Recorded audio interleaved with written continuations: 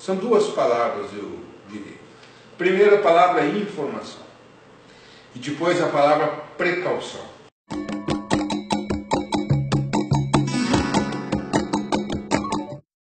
A Constituição Federal, tratados internacionais ratificados pelo Brasil, o Código Civil, o Estatuto da Criança e do Adolescente estabelecem que a atribuição, quem tem poderes para definir a educação religiosa da criança, são os pais.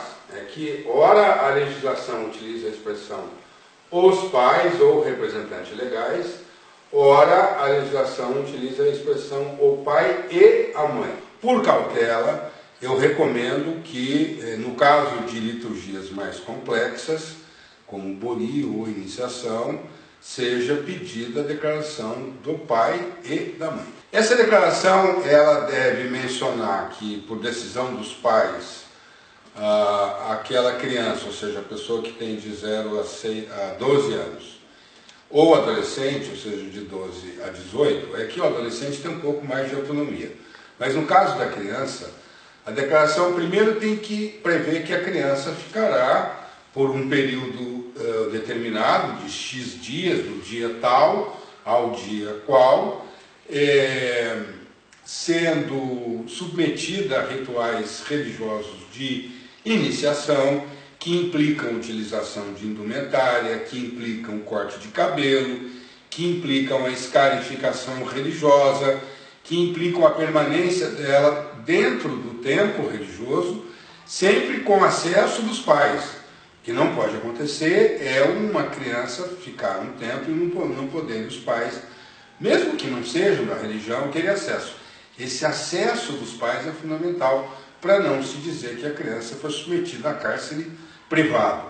Então a declaração ela é uma proteção do templo, porque se eventualmente houver um questionamento de que a criança está ali contra a vontade dela ou contra a vontade dos pais, o sacerdote e a sacerdotisa terão um documento para provar que a criança está lá por decisão dos pais. Quando os pais são separados e o sacerdote e a sacerdotisa não conseguir obter a declaração de ambos e houver a necessidade da iniciação religiosa ou de algum procedimento que implique o pernoite da criança no templo, eu recomendo que, além da declaração de quem tem a guarda de um dos pais, o templo faça um comunicado ao Conselho Tutelar da região. Nós, inclusive, também estamos disponibilizando esse modelo de comunicado, e registra aquilo. Não é um pedido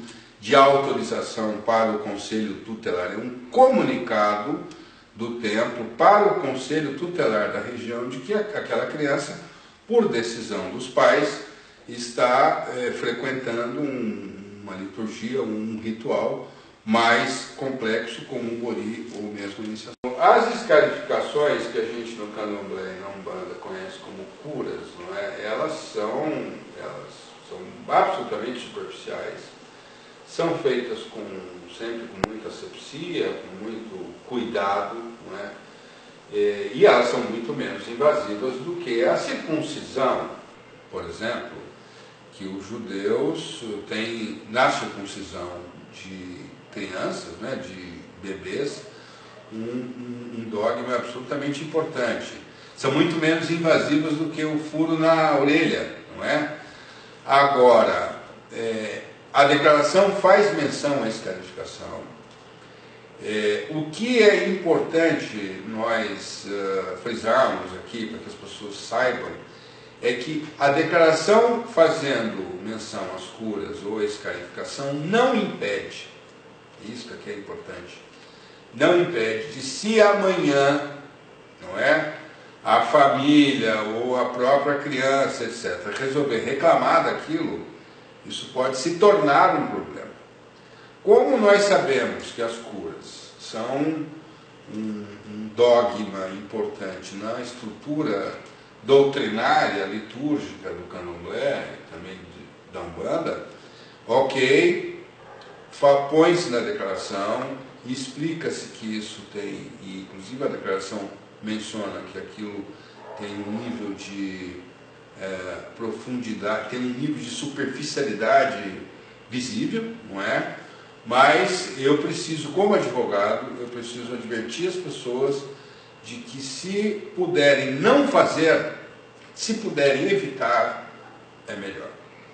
Se o sacerdote ou a sacerdotisa entender que tem que ser feito, declaração. E mais, a declaração tem muito mais força quando o terreiro está legalizado, quando o sacerdote e a sacerdotisa estão nomeados formalmente na ata, com a ata registrada em cartório, de que são sacerdotes, que depois se acontece uma fatalidade, uma denúncia, você tem que responder ao inquérito, enfim, ou qualquer outra coisa desse tipo, você com a documentação, com o estatuto, com a ata, com o CNPJ, que é essencial que a casa tenha, você está mais resguardado. A lei que disciplina o abate comercial proíbe textualmente presença de criança e adolescente, ou seja, menor de 18 anos, proíbe que crianças e adolescentes assistam ao abate de animais.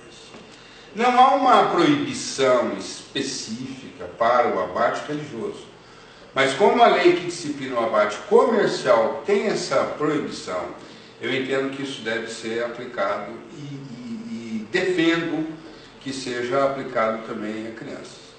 Eu, como advogado, professor de Direito, ex-secretário de Justiça do meu Estado, autor de livros, junto com o Dr. Antônio Basílio Filho e o Dr. Jader Freire de Macedo Júnior, temos ido ao Judiciário defender as religiões afro-brasileiras, o Candomblé e a Umbanda. Eu entendo, pela nossa experiência, inclusive, no Judiciário, que a criança não deve assistir. Mesmo porque, como o GAN, também entendo que o fundamental não é a criança assistir ao ato do abate, senão o acesso que depois vai se ter a um produto desse abate. O abate religioso, a ideia de você abater o animal com finalidade comercial ou religiosa, ele pode impactar a criança, impactar negativamente a criança. Aquilo impressiona a criança. Recentemente vi uma sentença judicial em que o juiz tirou a guarda de uma... Fora as condenações que a gente já viu, já acompanhou, algumas são públicas, que envolvem terreiro de umbanda, batuque ou candomblé e criança. Fora isso, recentemente eu vi uma condenação, eu vi uma sentença em que o juiz retirou a guarda da mãe sob o argumento do pai de que a criança não poderia ficar com a mãe porque a mãe é frequentadora da umbanda e a criança, entre outras coisas, assistia a abate religioso no templo religioso. Então, se por alguma razão uma criança participa de um ritual como esse, e ela amanhã, com 10, 12, 15 anos, que seja, por alguma razão, ela é chamada a falar sobre isso, a dar um depoimento sobre isso, dificilmente ela vai relatar isso como uma coisa positiva na vida dela.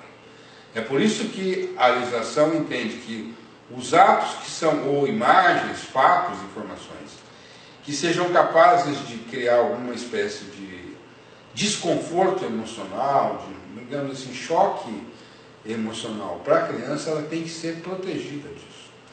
Nós, quando temos uma criança num terreiro, aparentemente ali naquele dia, naquele ano, no ano seguinte, daqui a 3, 4 anos, se estiver tudo bem, ok, mas nós temos que também presumir que aquela criança, mais dia, menos dia, por separação dos pais, ou um depoimento que ela dê na escola, ou enfim, que chamada a falar sobre isso, ela pode dizer que ficou impressionada, e isso por si só é suficiente para caracterizar crime contra criança e adolescente no Brasil. O que eu estou dizendo é que a intolerância religiosa ela é um fenômeno real, e ela se expressa num processo, num inquérito, de várias formas. Se o escrivão é de uma religião que é contra o candomblé, isso vai ter interferência no processo. Se o fiscal da prefeitura é de uma religião que é contra o candomblé ou umbanda, isso vai ter interferência. Se o delegado de polícia pertence a uma religião que é contra as religiões afro-brasileiras, então o mundo desaba sobre a cabeça da pessoa. O que é fundamental é que a casa esteja legalizada, que haja os modelos de declaração. E aqui sobre a declaração, eu já ouvi que o Édio, o Basílio, o Jader, querem burocratizar a religião. Não é? As pessoas dizem, mas eu toco há 100 anos, eu venho de uma casa, nunca teve isso. Sim, nós nunca tivemos tanta intolerância. Nós nunca tivemos tanta... Veja que a intolerância mudou o patamar de virulência nos últimos anos. A intolerância até 3 ou 4 anos era um xingamento na rua, era, muito embora a gente teve o famoso caso da Kailane, que foi apedrejada nas ruas. Nos últimos 2 anos, a intolerância está muito mais virulenta. E mais, ela tende a ser mais sofisticada. Nós somos uma grande religião. Eu tenho dito que nós agora precisamos nos comportar como uma grande religião. Isso significa você designar alguém do terreiro que tenha declaração.